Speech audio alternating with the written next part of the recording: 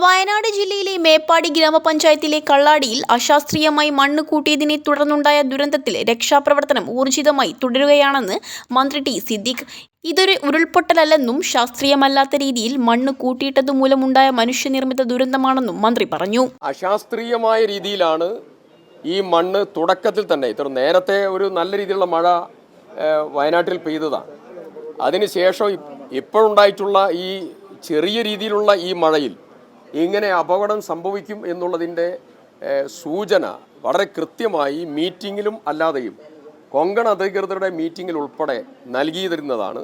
പക്ഷേ അതിൽ വേണ്ട നടപടികൾ സ്വീകരിക്കുന്നതിലുള്ള പാളിച്ചയുണ്ടായിട്ടുണ്ട്.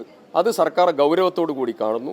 കൽപ്പറ്റ ടൗൺഷിപ്പിലും സമാന രീതിയിൽ വ്യാപകമായി മണ്ണ് കൂട്ടിയിട്ടിരിക്കുന്ന സാഹചര്യമുണ്ടെന്നും അവിടെയും സുരക്ഷാ മാർഗനിർദ്ദേശങ്ങൾ പാലിക്കാത്തവർക്കെതിരെ യാതൊരു വിട്ടുവീഴ്ചയും കൂടാതെയുള്ള നടപടികൾ സ്വീകരിക്കുമെന്നും മന്ത്രി ടി സിദ്ദിഖ് പറഞ്ഞു. ന്യൂസ് ഡെസ്ക് മലബാർ ശബ്ദം.